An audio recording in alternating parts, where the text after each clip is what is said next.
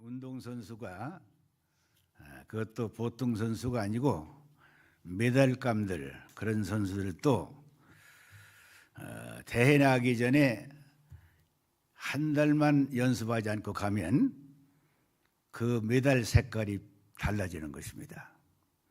그런데 이게 이제 운동선수뿐 아니고 모든 분야가 그렇습니다. 그래요.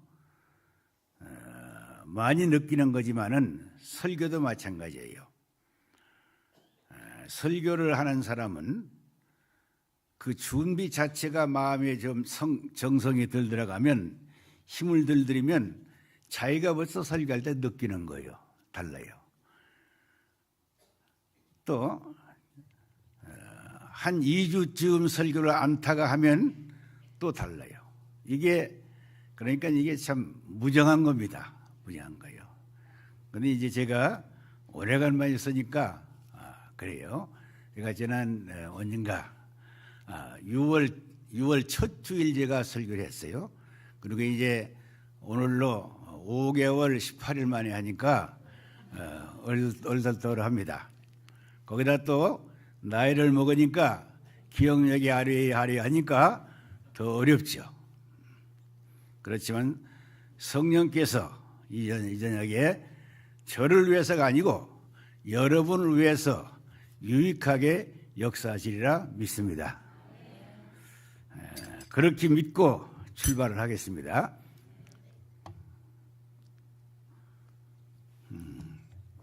오늘 말씀은 아시는 대로 엘리사 선지 시대에 한 여인의 가정에 일어난 기적적인 그 이야기입니다.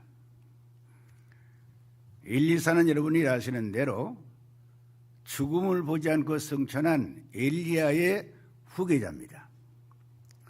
어느 날 이 엘리사 선지자에게 한 여인이 찾아왔어요.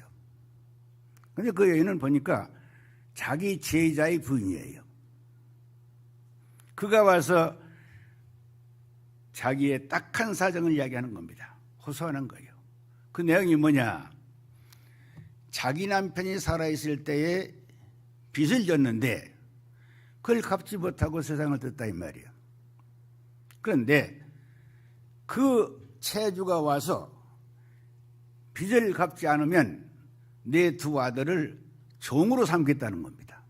그러니 너무도 기가 막혀서 자기 남편 과거의 선생인 엘리사에게 찾아온 겁니다. 엘리사가 그 말을 들으니 딱 하거든요. 그럼 묻습니다. 그러면 너희 집에 뭐가 있느냐? 그 여인이 하는 말이 우리 집은 아무것도 없습니다. 아무것도 없고 단 기름 한 병 그거밖에 없습니다. 기름병에 기름 한 병 그것뿐이라는 거예요. 그래, 그러면 너는 동네 다니면서 그릇을 많이 빌려라. 조금 빌지 말고 많이 빌려라. 그리고 그 빈 그릇을 많이 빌려가지고 내 방에 들어가서 방문 닫고 내 아들과 함께 그 기름병을 그 그릇에 부어라. 그래서 이 여인은 그대로 했습니다. 그런데 빌려온 그릇에 이 기름을 붓는데 계속 나오는 거죠. 계속 나오는 거죠. 이건 창조의 역사죠. 그런데 빌려온 그릇이 다 찼습니다. 여인이 그릇 없느냐니까 없다 그랬어요. 아들이 없습니다 그러니까 그때 기름이 끝쳤다는 거예요. 엘리사에게 와서 그 말했습니다. 그러니까 엘리사가 말했습니다. 이제 그걸 팔아서 빚 다 갚고 내 아들과 함께 생활을 해라. 이게 본문의 내용이에요. 여기서 우리는 좀 구체적으로 생각해 봐야 됩니다. 먼저 생각해 보면 어떻습니까? 이 여인의 집에 그 어려운 문제 생각해 보세요.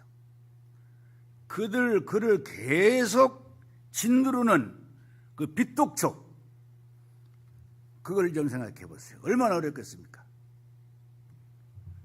그 빚독촉의 압력은 대단하죠. 결국 두 아들을 뺏기게 됐잖아요. 빚을 진 서본 사람은 알 거예요. 요즘은 어떻게 하도 양심이 없는 세대가 돼서 오히려 빚쟁이는 발을 뻗고 자고 빚 준 사람은 오히려 발을 오그리고 자는 세상이 되어버려가지고 그런지 모르지만은 어쨌든 정말 빚에 졸리다는 건 어렵습니다. 제가 우리 교회 있을 때에 전부 이거 빚으로 졌잖아요. 외상으로 다 진 거예요. 그런데 그 빚 준 사람들이 얼마나 쫓아오는지. 그래서 제가 그때 생각하기를 이 빚진 사람들이 자살하는 이유가 이래서 하는구나. 그걸 내가 까들었어요. 정말 어렵습니다. 어려워요. 이 여인이 바로 그거예요. 그러니 참 어렵잖아요. 그 형편은 어느 정도입니까? 아무것도 없잖아요. 기름 한 것밖에 없다는 것이죠. 그런데 124 선지자가 묻는 그 말, 너희 집에 뭐가 있느냐? 기름 한 병이 있습니다. 124 쪽에서는 그러면 됐다는 거예요. 그게 됐다는 거죠. 경제적 형편이 그렇게 어려운데 그것으로 된다고 생각한 것입니다. 그러니까 124 쪽에서 생각은 바로 그 기름 한 병 가지고 그걸 근거로 해서 너희 집의 문제를 해결하겠다는 것입니다. 이게 하나님의 뜻이죠. 그러니까 이 여인의 집에 그 기름 한 병이라는 것은 문제 해결의 근거가 됐다는 것입니다. 즉 기적을 일으키는 근거가 된 것입니다. 이게 중요한 것이죠. 그래서 그것 때문에 놀라운 기적이 일어난 것입니다. 하나님은 그것을 통해 이루신 거예요.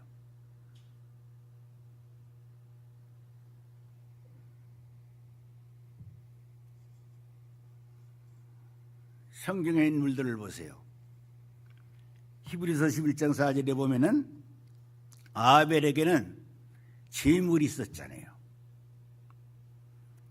그 재물을 보시고 하나님이 기뻐하셨다 그랬어요. 창세기 27장에 보면은 야곱이 너무 얕은 수는 얕은 수지만은 별미를 준비해 가지고 자기 아버지한테로 가서 그것으로 인해서 어떻게 됐어요? 어쨌든 장자 기업 받았잖아요. 그게 그 별미가 근거예요. 그냥은 안 됐잖아요. 안 되잖아요. 그런데 예서는 밖에 그때 가서 나가서 그거 구하려니까 늦었잖아요. 열왕기상 3장에 보면은 솔로몬은 뭘 했습니까? 1,000번의 제사를 드렸습니다. 그게 근거예요. 그래서 전무후무한 영광을 누린 것입니다. 복음서에 보세요. 마태복음 14장에 빈들에서 5,000명의 군중, 거기에 단 인력이 뭐가 있었어요? 어린아이에게 떡 5개, 물고기 2마리, 5병이요. 그게 5,000명 먹을 수 있는 겁니까? 그런데 그거를 통해서 그게 근거가 돼서 5,000명이 먹고도 남은 거예요. 이게 중요한 것입니다.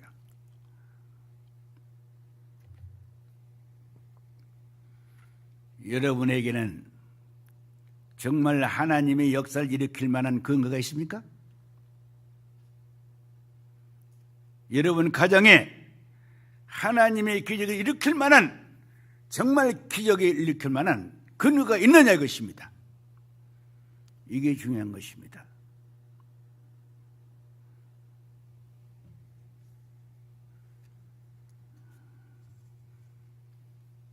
그런데 여러분 모두에게 이 근거가 있음을 믿으시기 바랍니다.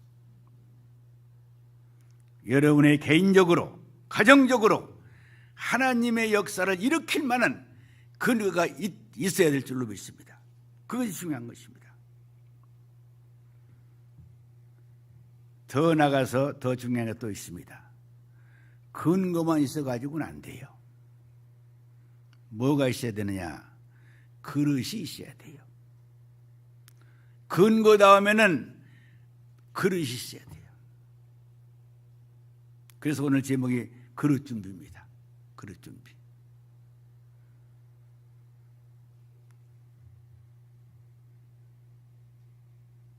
그래서 여기 엘리사가 말한 겁니다. 그릇을 빌리되, 즉 준비하되 작게 하지 말라는 것입니다. 이웃 많은 가정 다니면서 할 수 있는 대로 많이 빌려오라는 것입니다. 그릇 준비 많이 하라는 것입니다. 그래서 이 여인은 그대로 한 거예요. 한 것입니다. 3절 하반절에 이렇게 말씀했죠. 너는 밖에 나가서 모든 이웃에게 그릇을 빌리라. 빈 그릇을 빌리되 더 많이 하라는 것입니다. 조금 빌리지 말라 그랬어요. 즉 그릇 준비를 많이 하라는 것입니다. 그래서 그릇 준비는 많이 해야 됩니다. 왜? 많이 할수록 하나님은 그릇대로 채워주시기 때문인 것입니다. 그릇대로 채워주시기 때문에 그런 거예요. 그릇 준비 많이 해야 돼요.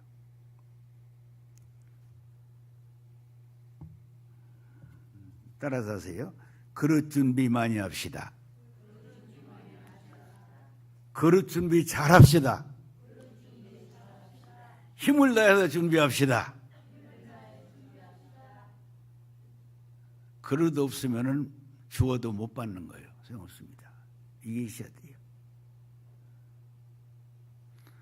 여러분의 평소의 신앙생활 자체가 이 그릇을 준비하는 삶이 되어야 되는 것입니다. 괜히 맹탕으로 세월 보내고 되는 게 아닙니다.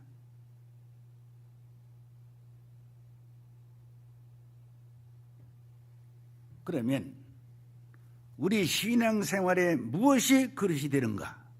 어떤 게 그릇인가? 하는 문제입니다. 그 첫째는 뭐니 해도 믿음의 기도가 그릇 준비인 줄 믿으시기 바랍니다. 믿음의 기도, 이게 그릇이요. 여러분의 기도가 넓고 클수록 하나님이 오늘부터 더 많이 받을 수 있는 그 그릇이 되는 것입니다.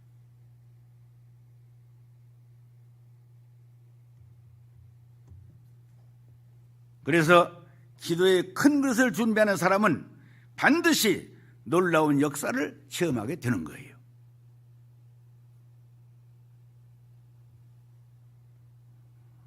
그래서 이 기도의 큰 그릇을 가진 사람은 은혜의 기적을 체험할 수 있고 치유의 기적, 승리의 기적을 맛보게 되는 거예요.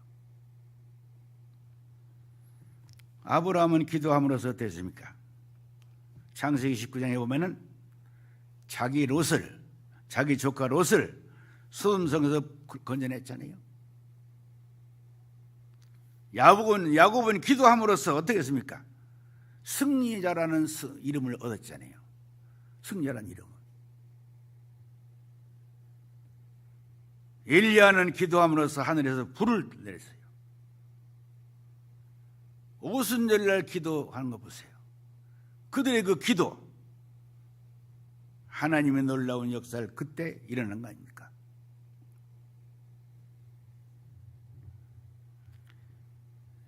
지금 여러분들의 기도 생활은 어느 정도입니까? 과연 기도의 그릇이 얼마나 크게 준비가 됐습니까? 저는 우리 교회 특별 기도할 때만 늘 느끼는 게 그거예요. 이런 식으로 한 달만 계속하면 무슨 일이 일어나겠다 하는 그렇게 생각이 돼요.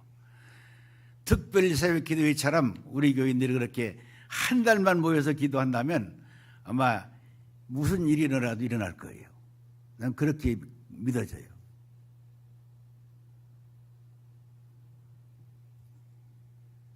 그런데 기도 생활 어느 정도 하는 겁니까?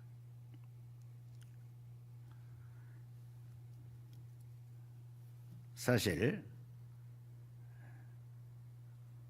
우리 교회 어느 교회는 마찬가지죠. 적어도 재직대에 있는 분들은요, 매일은 못해도 일주일에 한 번, 두 번 정도는 새벽 기도회 하셔야 됩니다. 아니, 차량이 안 들어서 그런다고. 무슨 내가 짐짝입니까? 차 오가 내가 짐짝 아니니까. 내가 차 있는 사람은 자기 차로 오시고, 없는 분은 택시 타고 오세요. 그렇게 해도 해야 됩니다. 한 달에 3번, 일주일에 한 번 하는 걸로 저도 4번 오면 택시비 얼마나 되겠어요? 그것 때문에 살림 기울어지진 않잖아요. 문제는 기도의 그릇을 어떻게 하느냐가 문제인 것입니다.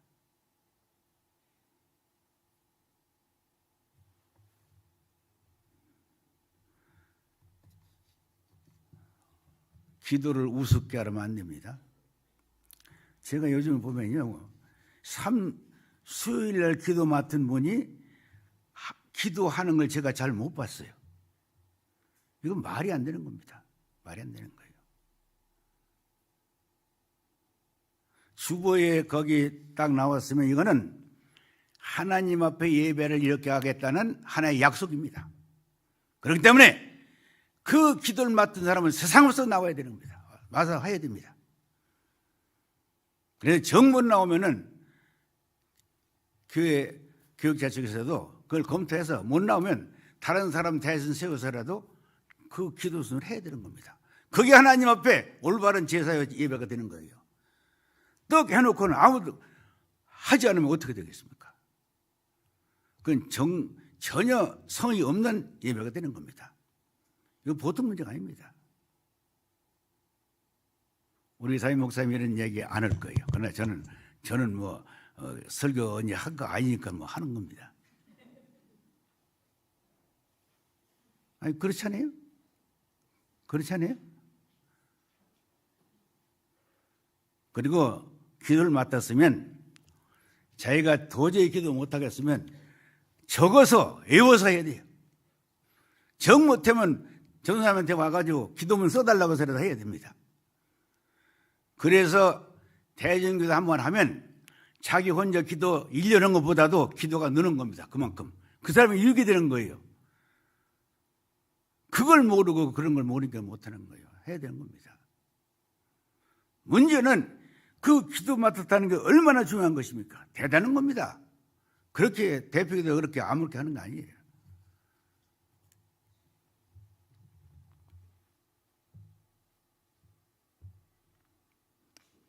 오늘날 한국교회가요, 세계 기독교 역사에 최고로 빠른 속도로 부흥한 것이 한국교회입니다. 많은 신학자들이 연구했어요. 왜 한국교회가 그렇게 빠른 시일 내에 세계에 유명한 교회가 되느냐? 그건 다른 게 아니라는 거예요. 새벽 기도회, 이게 한국만 있는 특별한 것입니다. 그래서 뭐니 해도 기도 생활 한다 하는 분들은 새벽 기도회 합니다.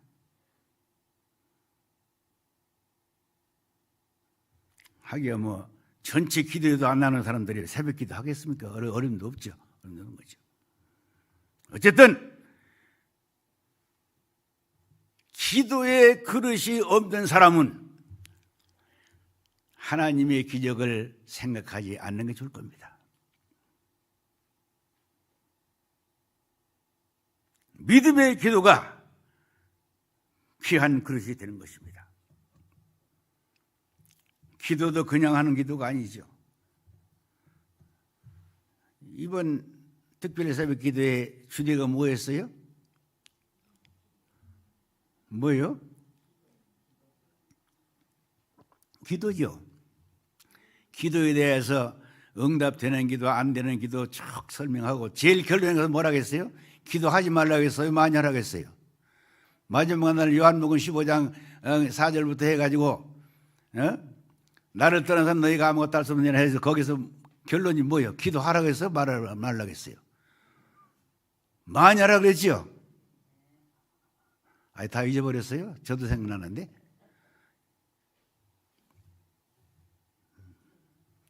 기도 많이 해야 됩니다.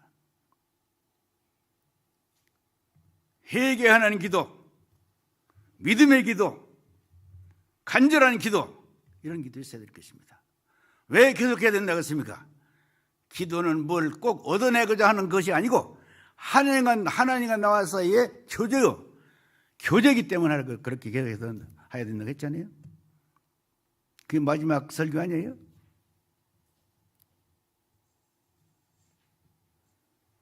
그래서 기도하는 그 생활, 믿음의 기도 생활, 그것이 바로 그릇 준비인 줄로 믿습니다. 두 번째, 헌신봉사의 삶이 그릇이 되는 것입니다.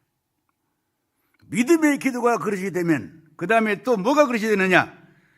헌신봉사의 삶이 그릇이 되는 거예요. 헌신봉사라는 것은요, 이건 의무가 아니고 권리입니다. 권리. 왜 권리냐? 하나님은요, 중생한 거듭난 한 당신의 자녀들로부터 섬김 받으시길 원하십니다. 아무에게나 봉사 하나님 받지 않습니다. 당신의 자녀들로부터 이걸 받으시는 분이에요. 그렇기 때문에 아무나 하나님 그 앞에 봉사하는 게 아니고 하나님 자녀만이 할 수 있는 특권인 것입니다. 왜 그렇습니까? 바로 그것이 복된 삶이기 때문인 것입니다. 그러므로 헌신봉사는 이것은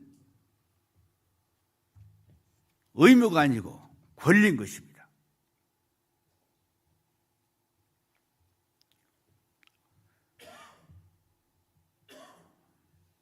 봉사는요, 그렇기 때문에 이거는 하나의 뭡니까?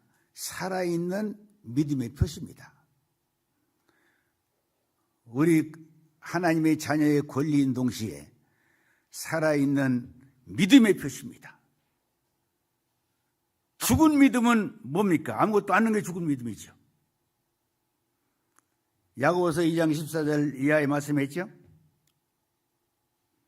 형제들아, 만일 사람이 믿음이 있노라 하고 행함이 없으면 무슨 이익이 있으리요? 그 믿음이 능히 자기를 구하겠느냐? 만일 형제나 자매가 헐벗고 일용할 양식이 없는데 평안히 가라, 덥게 하라, 배부르게 하라 하며 그 몸에 쓸 것을 주지 아니하면 무슨 유익이 있으리요? 이와 같이 행함이 없는 믿음은 그 자체가 죽은 것이다. 그랬습니다.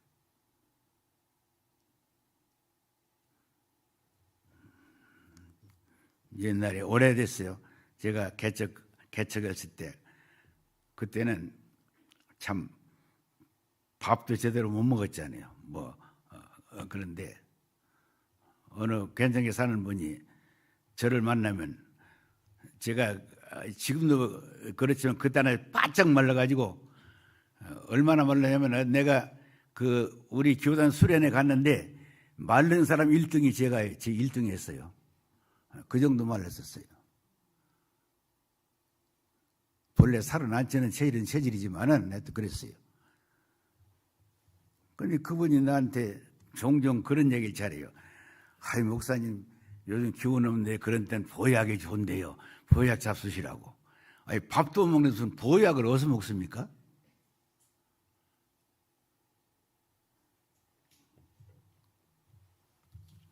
그러니까 이게 얼마나 그 맹랑해요?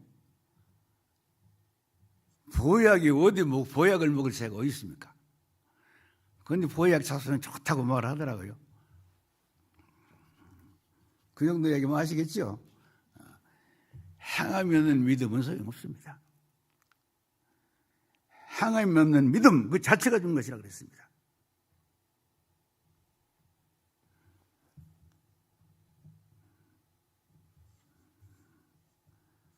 우리가 신앙생활에 있어서 하나님께 봉사한다는 거, 우리의 권리요 믿음의 뜻입니다. 또 더 나아가서는 하나님께 봉사한다는 것은 은혜를 받았다는 증거가 됩니다. 은혜 받았다는 증거가 되는 거예요. 그래서 은혜라는 게 뭐예요? 기도와 찬송, 그것은 은혜에 있어서 서론이요, 봉사가 본론이 되는 것입니다.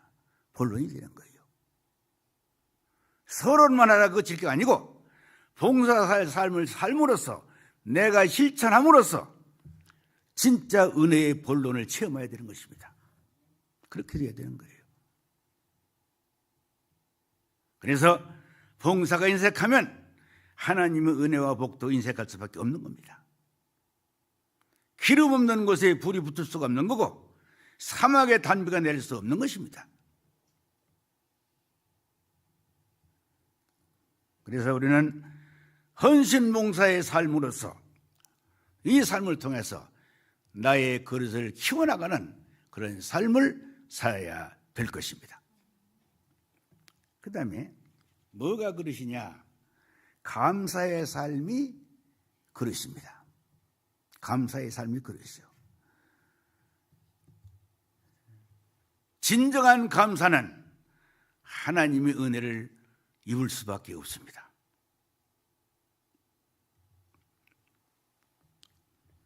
그래서 우리 그리스도인들은요, 이해할 수 없는 감사가 있어야 되고, 그 무슨 말씀인지 알겠죠? 이해할 수 없는 감사, 그게 뭐예요? 그래서 감사하는구나. 그게 아니고, 그건 도저히 감사할 수 없는데 감사하는 거, 그게 이해할 수 없는 감사예요. 이게 복인 것입니다. 성경에 그런 사람 많이 있잖아요. 그게 누굽니까? 욥이죠. 욥이 그 기가 막힌 어려움을 겪고 나서 뭐라고 했어요? 하나님 앞에 욕했어요? 감사하겠어요? 감사하겠죠. 그게 이해할 수 없는 감사예요. 그게 진짜 그릇을 가진 사람이에요.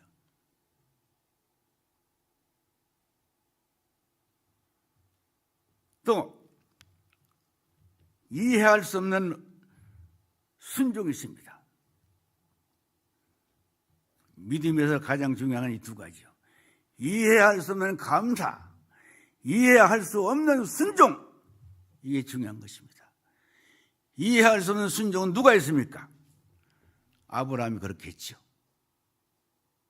아브라함이 어느 순종했죠? 마지막 순종. 아브라함이 3대 순종했는데 제일 마지막 순종이 뭐예요? 자기 독자 이삭을 바친 거죠. 그럼 독자 이삭은 하나님께서 약속하고 주신 거예요? 그냥 생긴 거예요? 약속했잖아요. 그러면 아브라함이 볼 때, 아니 언제 약속해서 주셔놓고는 다른 건 뭐냐 이거예요. 그렇게 될 거 아니에요? 이치 맞지 않잖아요. 그런데도 순종해서 드렸습니다. 그게 이해할 수 없는 순종인 것입니다. 그래서 아브라함이 믿음의 조상이 된 겁니다. 그냥 된 게 아닌 것입니다. 여러분들의 진정한 감사의 삶이 그릇이 되는 줄 믿으시기 바랍니다. 그래서 무디가 그런 말 했잖아요. 감사는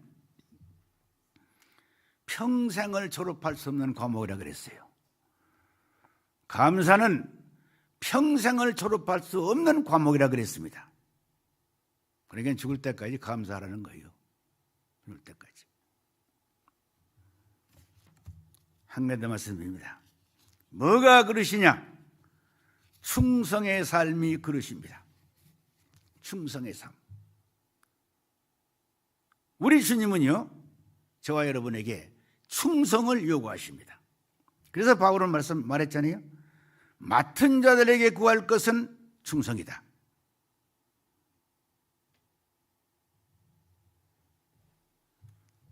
그러면 우리 주님께서는 우리에게 충성을 요구하시는데 어느 정도 요구하시느냐? 어느 정도 요구하시는가? 계시록 2장 10절에 말씀했죠? 죽도록 충성하라. 다 같이 합시다. 시작. 너는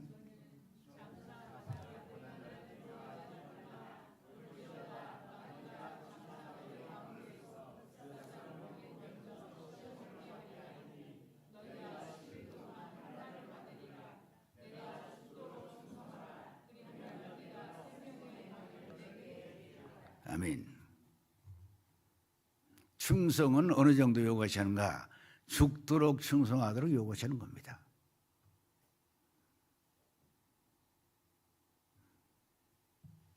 하나님께서 노하시는 것이 여러 가지가 있는데 그 중에 큰 게 두 가지예요. 회개하지 않는 것과 충성하지 않는 것. 이 두 가지를 하나님이 진노하십니다. 그래서 마태복음 25장에 달란트 비유에서 말씀했잖아요. 한 달란트 받은 자, 그 불충한 자지요. 그거 쫓아냈잖아요. 바깥 얻은데 쫓겨보냈잖아요. 그러니까 그만큼 하나님은 충성을 원하시는 거예요. 충성은 그냥 되는 거 아닙니다. 세 가지가 있어야 돼요. 첫째는 신실해야 되고, 두 번째는 부지런해야 돼요. 세 번째는 순종해야 됩니다. 신실과 근면과 순종, 이것이 충성의 3대 요소요. 신실과 근면과 순종이 없으면 이게 충성이 되질 않는 거예요. 어떤 사람은 부지런은 한데 신실하지 못한 사람이 있어요. 어떤 사람은 부지런한데 영 말을 듣지 않아요. 순종하지 않아요. 그러니까 이게 충성이 되지 않는 거예요. 신실과 근면과 순종이 이 세 박자가 갖춰져야 진정한 충성의 사람이 되는 겁니다.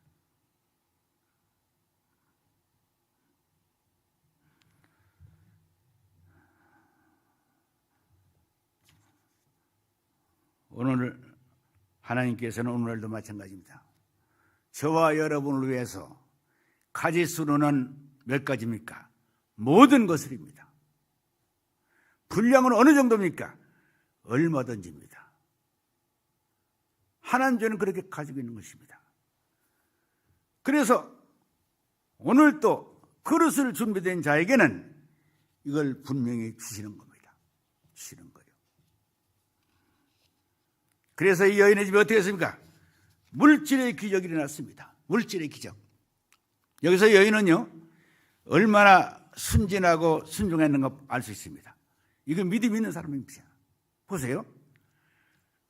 선지자가 그릇을 빌려오라 해서 많이 빌려놨는데 기름 한 병 딱 놓고 그 많은 그릇을 봤을 때 여러분 의심이 가겠어요? 안 가겠어요?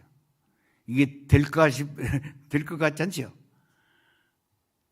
저 같아도 이게 도저히 될 것 같지 않고 그렇게 될 거예요.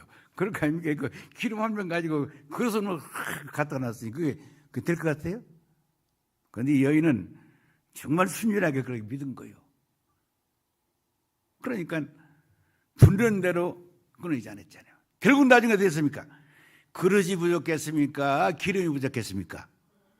그릇이 부족했잖아요. 하나님 쪽에는 부족함이 없는 겁니다.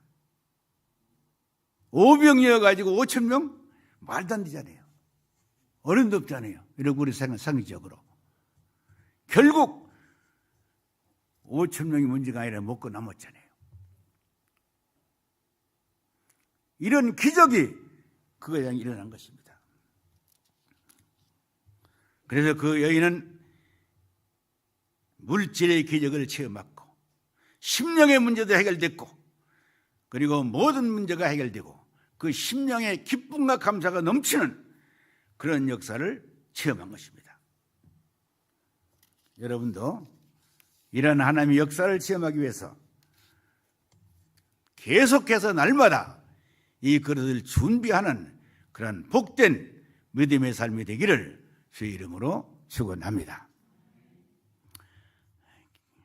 기도하겠습니다.